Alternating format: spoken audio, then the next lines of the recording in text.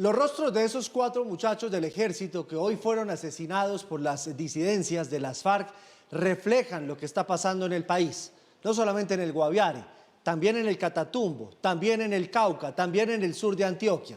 Pero lo más grave, y por eso este comentario es tan corto, es que el responsable, alias Calarcá, sigue sentado en una mesa de diálogos, sin dar ninguna muestra de querer la paz, sin dar ninguna muestra de cesar la violencia, sin dar ninguna muestra de respeto a las instituciones colombianas, sin dar ninguna muestra incluso de respeto al presidente de la República, que les abrió las puertas para el diálogo, pero ellos siguen respondiendo con violencia. Paula, usted ve la cara de esos muchachos, Mauricio. Súper jovencitos. Son unos jovencitos, son unos niños de 19, 20 años que están cayendo en los campos minados de alias Calarcá. Y lo que uno se pregunta es, ¿hasta cuándo van a seguir sentados en esa mesa? ¿Hasta cuándo tanta permisividad con estos grupos de delincuentes? Y tiene usted razón, mucho por analizar, pero poco nuevo que decir, ¿no? Porque aquí lo que estamos viendo es una nueva demostración de nula voluntad de paz de Calarcá y de sus hombres que siguen inmersos en este proyecto de paz total, de quienes nos habían dicho, además, se habían comprometido a no atentar contra la fuerza pública. Y miren lo que pasa ahora en Guaviare, un corredor que además es estratégico por el tema del narcotráfico, la extorsión, la minería ilegal y demás, y donde se disputan ese territorio con los hombres de Mordisco. Entre otras cosas, también es muy complejo porque este ataque revelaría otra vez cómo la capacidad de anticipación la tienen las estructuras criminales por sobre la fuerza pública y las fuerzas militares. ¿Por qué lo digo? Porque estos muchachos lo que estaban haciendo era que estaban adelantando unas operaciones justamente para ir a desmantelar los centros de operación, bueno, muchísimas cosas con las que Calarcá y sus hombres operan allí. Se anticiparon los criminales, sabían que iban a estar allí y bueno, lo que hicieron fue a su paso detonar explosivos, un campo minado. Es un campo minado, Paula, como muchos campos minados en Colombia. Esta herencia de la guerra, que no es de este gobierno, viene desde muchísimo tiempo atrás. Esta es una herencia que le va a quedar al campo colombiano, porque cuando se haga la paz algún día, bien sea por la fuerza o bien sea por la negociación, ahí están las bombas. Y a esas bombas van a quedar ahí durante muchísimo tiempo. Colombia le queda todavía un camino tan largo para acabar la violencia que es desesperanzador. Primero acabar con los jampones y después desminar el territorio colombiano, porque esa tierra además es buena, pero está llena de bombas. Sí, y sigue sorprendiendo, ustedes preguntaban que hasta cuándo se iba a dar este tratamiento preferencial del gobierno del presidente Petro hacia las disidencias de alias Calarcá.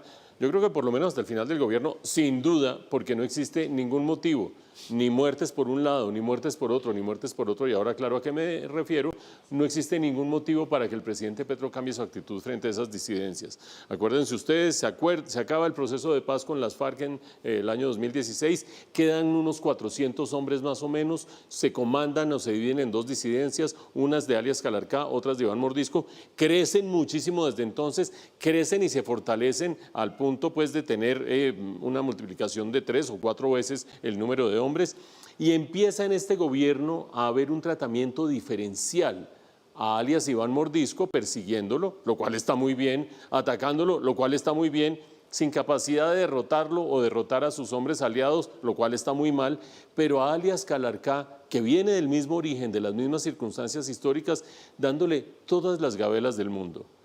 ¿Porque se está portando muy bien? No, pues vean, 4 muertos, 4 soldados de la patria muertos el día de hoy, ahí tienen ustedes las imágenes de ellos, 4 soldados muertos el día de hoy, pero devolvámonos al mes de agosto del año pasado, tenemos 13 muertos en el atentado que terminó tumbando un Black Hawk, un helicóptero Black Hawk en Antioquia, y nos devolvemos al 27 de abril del año pasado igualmente, donde hubo 7 muertos y 6 heridos en otro ataque de alias Calarcá. Todo el tiempo, desde finales de 2023, cuando empezó los diálogos con el gobierno, pegando, y el gobierno tranquilito, allí, sin inmutarse en absoluto. Queda por lo tanto la pregunta fundamental de por qué el gobierno tiene esas preferencias, por qué, por ejemplo, con el ELN, que está bien que le den, y están bien los ataques del Catatumbo de las últimas horas, ataques aéreos contra el ELN en el Catatumbo, ¿por qué en este caso ese tratamiento tan preferencial, así como con el Clan del Golfo?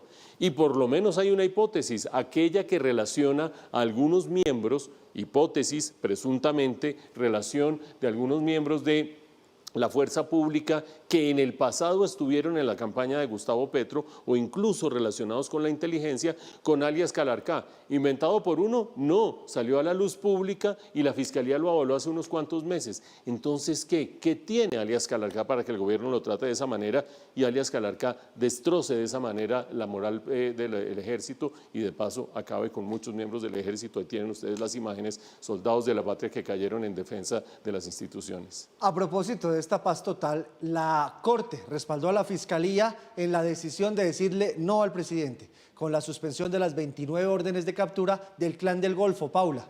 Mire, lo que dijo la Corte específicamente es que es importante que esta medida, o mejor, que para que esta medida pueda quedar en firme, primero se pueda verificar que hay información suficiente, además real, sobre el cumplimiento de todas las condiciones legales del proceso de paz, que era lo que estaba argumentando la Fiscalía cuando da a conocer que no va a levantar por ahora estas órdenes de captura, porque lo que dice es que necesitamos saber que sí se comprometieron en no reclutar menores, en liberar a los secuestrados, bueno, en otro tipo de acciones que dan muestras de voluntad de paz. También se pronunció el ministro de Justicia a través de X, que habló de la necesidad de que el comisionado de paz haga llegar la información correspondiente a la Fiscalía, tal y como lo señala la Corte Suprema. Ha dicho, el ministro de Justicia desde ayer está haciendo estos pronunciamientos donde él dice, mire, yo estoy fungiendo aquí como mediador y creo que la Fiscalía tiene sentido en la petición que está haciendo. Y aquí hay un tema adicional, Paula. ¿Sabe por qué también se le dice que no por los Estados Unidos? Ah, no, claro, Esta mañana está mirando muy cerquita. La FM, Darcy Quinn, en sus secretos, dijo, hubo una alerta de la Embajada de los Estados Unidos. Cuando se conoció la lista de esos 29 delincuentes del Clan del Golfo, hubo una alerta del gobierno de los Estados Unidos que le recordó al gobierno de Gustavo Petro que eso no se puede hacer. Y de inmediato la Fiscalía dijo, no se puede hacer. O sea, no solamente fue la Fiscalía, obviamente por iniciativa, hacerlo, sino que también había otro tema. La Embajada de los Estados Unidos, el gobierno de los Estados Unidos, que apenas conoció esa lista de 29 delincuentes del Clan del Golfo, les dijo, no señores, eso no se puede hacer. Sí, nosotros lo veníamos mencionando ya porque es verdad, para los Estados Unidos el Clan del Golfo es una agrupación terrorista, así es como lo definen y están pidiendo en extradición a alias Chiquito Malo. Entonces no es un tema menor que dentro de esta bolsa de 24 órdenes de captura que quieren suspender, pues esté este personaje. Era imposible que la fiscal hiciera eso. Con la presión de los Estados Unidos era imposible que hiciera lo que exige el presidente que se haga. Y la Corte está respaldando. Fíjese que las instituciones, si se han dado cuenta en las últimas movidas de las últimas 24, 48 horas, las instituciones están mucho más drásticas y mucho más rápidas. ¿Se acuerda que decíamos que la Corte llegaba pero que se tomaba mucho su tiempo? Bueno, ahora está siendo rápida, está siendo inmediata con este tipo de decisiones. Por eso el presidente estaba tan molesto ayer, ¿no? Sí, repasemos los dos nudos de esta argumentación y de esta situación. El primero, el que tiene que ver con la decisión de que la fiscal, y lo decía el ministro de Justicia, que dicho sea de paso, ha actuado de manera muy prudente en las últimas 48, 72 horas. No es que antes no lo haya hecho, pero en este caso tratando de tender lazos con la rama judicial, de decir lo que se debe decir, pues de no alborotar al presidente Petro, pues porque al fin y al cabo es su ministro de Justicia, pero de tender esos lazos. El ministro decía, corresponde que el comisionado de paz le pase la información a la Fiscalía de aquellos actos con los cuales uno puede argumentar que le han bajado la temperatura a la violencia. Yo dudo que eso sea muy factible, pero bueno, que llegue la información para que la Fiscalía tome una decisión con fecha límite el 21 de junio. ¿Por qué? Porque el 21 de junio se supone que es el momento que está previsto para que se congreguen, para que se reúnan los miembros del Clan del Golfo en las zonas de ubicación temporal. Entonces el 21 de junio sería el momento crítico para que la Fiscalía dijera si seguimos adelante con este levantamiento de las órdenes de captura o no. Hay ese plazo, pues que no es muy largo, pero en todo caso da un margen de espera para esa conversación. Segundo momento, el que tiene que ver, o segundo nudo analítico, el que tiene que ver definitivamente con Estados Unidos, que es una zona gris en todo caso, porque si estábamos en una zona muy complicada de conflicto el año pasado, que tuvo su punto máximo quizás cuando el presidente Petro salió a las calles de Nueva York a decirle a los soldados de Estados Unidos no obedezcan a Donald Trump. Imagínense si eso no es el punto de máxima tensión. Después se empezó a enderezar la cosa hasta la visita del presidente Petro en el mes de febrero al presidente Trump.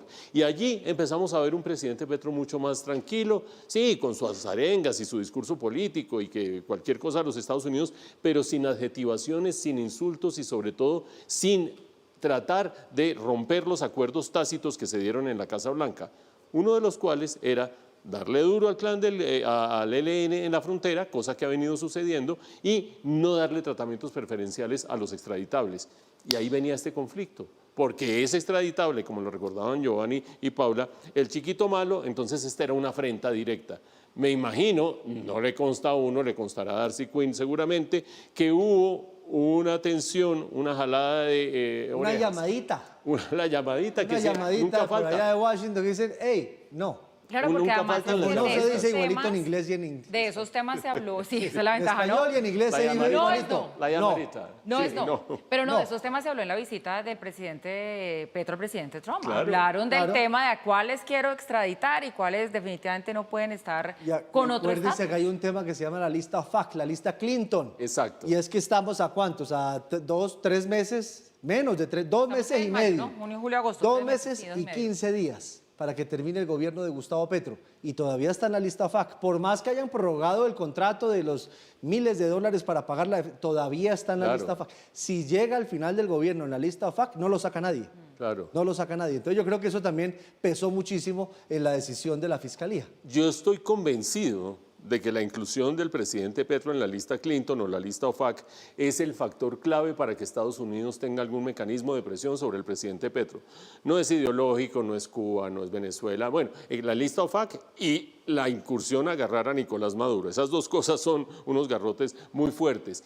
Y coincido con Giovanni en que no va a salir el presidente Petro de la lista Clinton o lista OFAC de aquí a el 7 de agosto. Queda la pregunta de si el 8 de agosto sale o se mantiene o deriva hacia otro tipo de proceso, de pronto ante una corte de Estados Unidos o qué sé yo. Lo dudo mucho que vaya hasta allá la cosa. Pero si alguien tiene un garrote que está blandiendo, que es la lista, quién sabe si lo abandone tan fácilmente. Por ahora, pues sirve la llamadita a decir no, el jalón de orejas y sirvió. Tal cual. Cambiamos de tercio. En Red Más Noticias